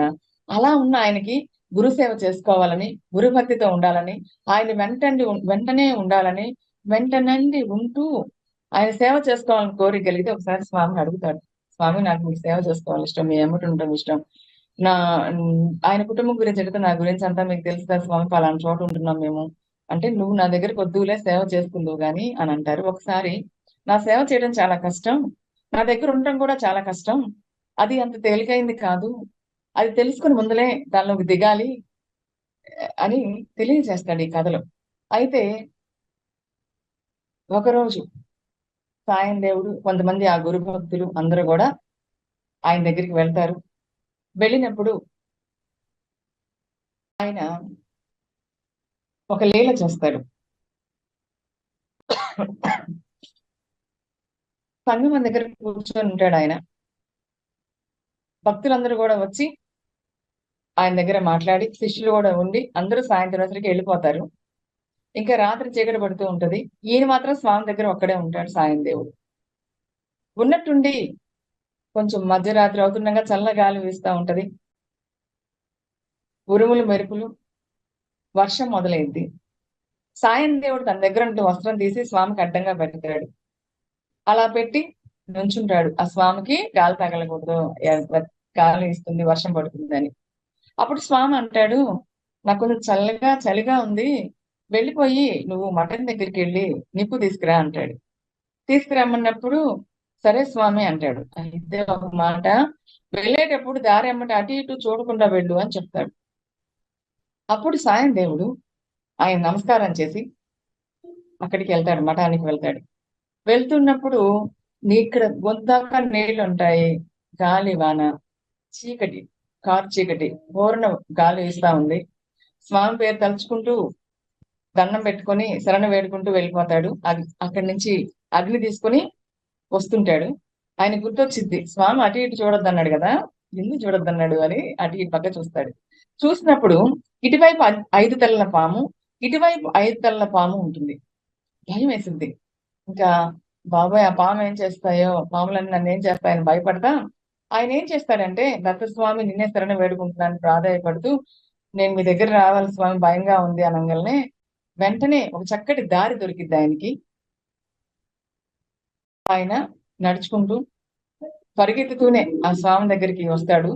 అలా పరిగెత్తేటప్పుడు వర్షం ఆగిపోయిందని, పండు వెనలో వచ్చిందని ఆయనకేం తెలియదు, అయోమయ స్థితిలో ఉన్నాడు. నిప్పు తెచ్చి అక్కడ పెడతాడు. స్వామి ఇలా పాములు కనిపించాయని చెప్తాడు.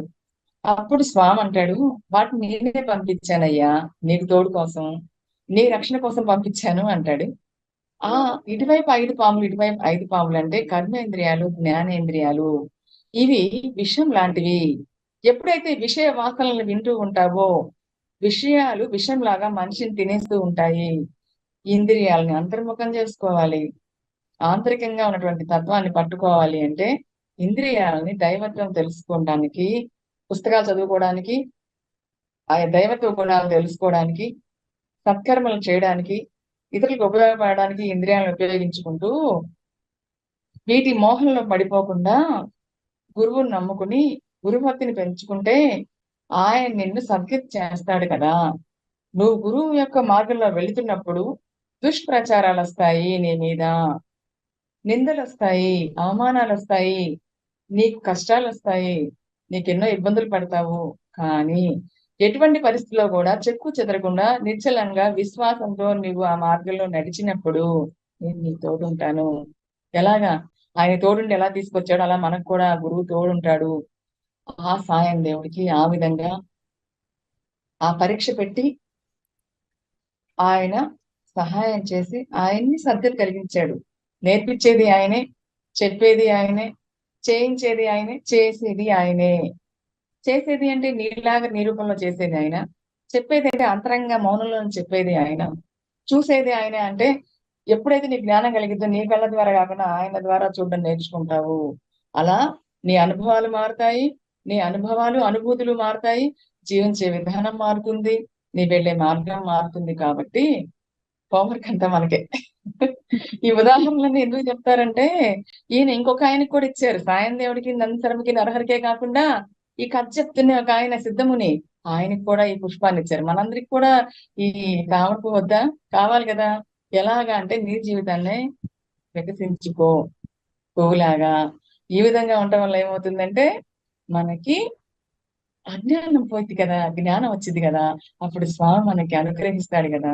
అందువల్ల దత్త స్వామి అంటే ఏంటి, ఎలా ఉంటాడు ఆయన, ప్రేమతో పిలిస్తే వస్తాడు, జ్ఞానం నేర్పిస్తాడు, అభయహస్తం ఇస్తాడు, కుటుంబ వృద్ధి ఇస్తాడు, ఆపదలు తొలగిస్తాడు, గురుభక్తిని పెంపొందిస్తాడు, జన్మకర్మలను తొలగిస్తాడు, దుఃఖాన్ని తీసేస్తాడు, తన చెరువులో వచ్చిన వాళ్ళకి గురు పాదాల శరణన్న వాడికి కాపాడుతాడు. కాబట్టి ఆయన ఎలాంటిదంటే, గురువును కొలవడం అంటే మా ఇంకా ఇంకొకసారి తీసుకుందాం, సమయం చాలా అయిపోయింది. ఇంకొకసారి తీసుకుందాం, ఎందుకంటే నేను ఆపాల్సి వచ్చింది, తప్పుగా అనుకోకండి. ఉదయం పూట అందరికి ఈ సమయం చాలా విలువైంది.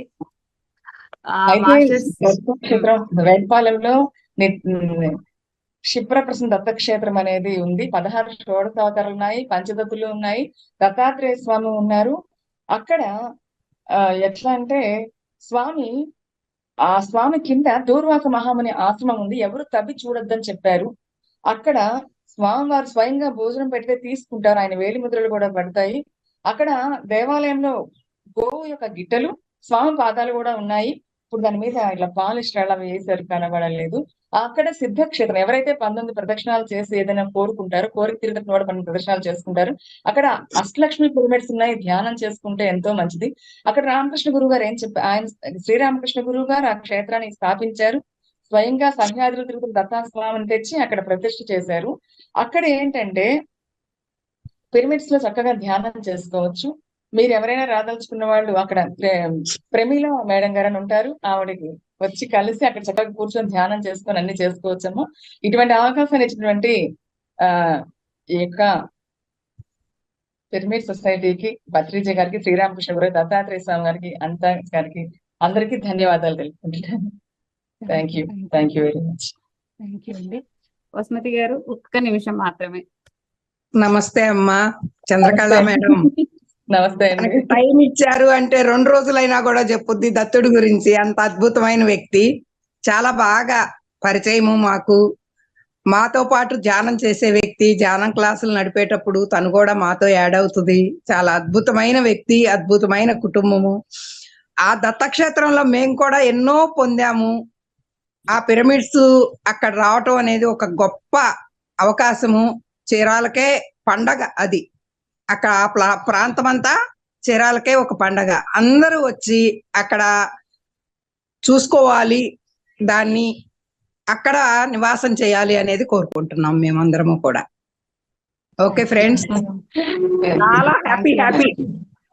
మనకి ఓంకారేశ్వర థ్యాంక్ యూ అండి. ఓంకారేశ్వర పిరమిడ్ ఎలాగో చీరాలకి అక్కడ బయటపాలెంలో ఈ పిరమిడ్ ఎలాగండి. రమణేశ్వరరావు గారు మీరు కూడా ఒక్క నిమిషం అండి. 6 నిమిషాలు తీసుకుంటానమ్మా, ఎందుకంటే చాలా అవసరం. ఇది సమయం ఆసన్నమైంది కాదు. అమ్మ శశికళమ్మ గారు, మన చంద్రకళమ్మ గారు నమస్కారం. ముఖ్యంగా ఏంటంటే నా జీవితం మారింది. శ్రీపాద వల్లభ, నృసింహ శాస్త్రి, మాటి ప్రభు, అక్కలకోట మహారాజ్, షిరిడి సాయిబాబా, గజాన్ మహారాజ్, తాజుద్దీన్ బాబా, గులాబ్ బాబా, ఈ చరిత్రని చదివాను. నాకు ఈ పుస్తకం మార్చింది. భరద్వాజ్ గారు అలాంటి మహాత్మ చెప్పమన్నారు.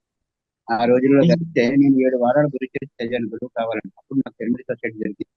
అప్పుడు నేను 7 వారాలు అద్దెకు తీసుకుని చదువుతుంటే ఆ గదిలోకి ఒక రాత్రినప్పుడు ఒక స్వామీజీ నా దగ్గర చాలా విషయాలు చెప్పారు. బహుశా దత్తులు అనుకుంటాను, ఇప్పుడు అనిపిస్తుంది. మరి ఆ మహాత్ముడు ఎక్కడ కనబడలేదు. అలాగే మా పెందుర్తిలో షిరిడి సాయి మందిరం చుట్టూ తిరిగేవాడు. ప్రతి మధ్యాహ్నం 12 అయితే ఎండలో పరిగెట్టి ఉన్నా. ఎవరైతే ఎండలో పరిగెడుతున్నంటే అది ఒక అలవాటు అయిపోయింది. 3కి వెళ్ళాను కానీ తెల్లవారి ఆరతికి వెళ్ళలేదు. 3 ఆరతులు పరిగెట్టాను అర్ధరాత్రి. అంటే సాయంత్రం ఆరతికి, మధ్యాహ్నం ఆరతికి. అయితే ముఖ్యంగా చెప్పాల్సింది ఏంటంటే ఎందరో మహాత్ముల అనుగ్రహం. 400 సంవత్సరాలు జీవించిన మహాత్ములు వైజాగ్ లో దత్తపీఠం కట్టారు. వారితో నేను కలిసే భాగ్యం కలిగింది. వారు తర్వాత గాన్గాపురం వెళ్ళిపోయారు. ఒక షిరిడి తప్ప ఏం చూడలేదు. శ్రీపాద వల్లభుల అంతర్హిత ప్రదేశం ఏంటంటే మన కురుపురం కూడా వెళ్ళే అవకాశం. అక్కడ విఠల బాబా గారిని కలిశారు. అప్పుడు కూడా గంగోటికి వెళ్ళొద్దంటే వెళ్ళాను. అక్కడ ఒక అతను నాకు వచ్చి గంట సేపు విషయం చెప్పారు. వారు కూడా బహుశా శ్రీపాద వల్లభులు అయి ఉంటారు. మహాత్ములు అందరూ అవకాశం ఇస్తారు. అయితే మనకి ఎందుకంటే ఎవరైతే చిత్తశుద్ధితో చేస్తారో వారికి మహాత్ములు వెంట వస్తారు. కోరిన స్థితిలో ఉంటే రారు. కోరని స్థితిలోకి వెళ్ళాలి. పరీక్షలకు పెడతారు. అమ్మ టైం ఇచ్చింది తక్కువ కాబట్టి పిఎంసీ డిజిటల్ వారికి మీ నెంబర్ కూడా తీసుకొని మరిన్ని జూములు చెప్పమని కోరుకుంటాం. Thank you. ధన్యవాదాలు. Thank you masters. అది ఇంకా మనకి సమయం అయిపోయింది, తప్పదు. ప్రతి ఒక్క గురువు నుంచి మనం ఎంతో ఎంతో జ్ఞానాన్ని తీసుకుంటున్నాము. వారు చేసిన సాధన వారిని ఆ స్థితికి తీసుకెళ్ళింది. గత జన్మ సంస్కారాలు ఇవన్నీ ఉంటాయి. వారి లీలలు మాత్రమే చూడకుండా వారి సాధనని చూసుకొని మనం కూడా మన సాధనని పరిపక్వ స్థితికి వెళ్ళినప్పుడు అప్పుడు మనం కూడా అలానే తయారవుతాము. ఇది నా చిన్న అభిప్రాయం మాత్రమే, ఎవరిని నొప్పించాలని కాదు. ఆదరిస్తున్న అందరికీ ఎంతో ఎంతో కృతజ్ఞతలు. మేడం, మీరు ఎంతో వివరంగా చక్కగా వివరించి చెప్పారు. మీకు మరీ ధన్యవాదాలు. మాస్టర్ గారు కూడా ఈ సందర్భంగా సార్ నమస్కారం చెప్తున్నాను. రామకృష్ణ గురువు గారు, ఆయన వల్లనే ఏదైనా. మనందరికి ఇంత మహాభాగ్యం కలిగించినటువంటి మనందరి గురువు, జగద్గురువు, మన బ్రహ్మర్షి పితామహ పత్రిజీ, మన ఈ గురువులందరి జ్ఞానాన్ని ఆయన ప్రేరణతోనే మనం తీసుకుంటున్నాము. ఇంతమంది గురువుల సాంగత్యాన్ని పొందుతున్నాము అంటే మరి మన అందరి గురువు, మన బ్రహ్మర్షి మనకి ఎంత ఎంత విజ్డమ్ ఇచ్చారో చూడండి. ఏ గురువు దగ్గరికి వెళ్ళినా, ఏ జ్ఞానం నేర్చుకున్నా మనం చివరికి మన సాధనం అన్నది ముఖ్యం. మనకి మన పత్రి గారు నేర్పించింది అదే. అందరము ఆ బాటలో పయనిద్దాము. Thank you so much. మళ్ళా 11 గంటలకి స్వాధ్యాయ యోగంలో కలుద్దాం. ఎవరైనా మాట్లాడాలనుకున్న వారు ముందుగానే జాయిన్ అవ్వండి మాస్టర్స్. 11 గంటలప్పుడు కూడా మనం గ్రూప్ లో ముందే 10:30కి ఆన్ చేసుకుంటాము. ఇప్పుడు 4:30కే ఆన్ చేసుకుంటాము. ముందు సమయం ఇవ్వగలం కానీ తర్వాత ఇవ్వలేము. ఇప్పటికి 8 నిమిషాలు లేట్. ఆల్రెడీ బస్సులు మిస్ అవుతూ ఉన్నాయి ఇప్పటికే. అందువల్ల అన్యథా భావించవద్దు. ప్రతిరోజు అంటే నా స్వధర్మం నేను వదిలేసినప్పుడు ఇంకా నేను ఇక్కడ కూర్చొని నా ఈ ఈ స్థానానికి న్యాయం చేయలేను. దయచేసి ఏ ఒక్కరు 7 తర్వాత హ్యాండ్ రైజ్ చేయొద్దు. మీరు చెప్పాలనుకున్నది మెసేజ్ రూపంలో పెట్టండి. నేను అది చదివి చెప్తాను. ఆ గురువులకి నేను నా వ్యక్తిగతంగా వారికి అందజేస్తాను. సహకరిస్తున్న అందరికీ ధన్యవాదాలు. ఈ జ్ఞానాన్ని అందరికీ షేర్ చేయటం మన బాధ్యత. మీకు నచ్చితే, నచ్చకపోతే లేదు. ఎటువంటి బలవంతము లేదు. మళ్ళా 11 గంటలకు కలుద్దాం. అప్పటి వరకు సెలవు. నమస్తే.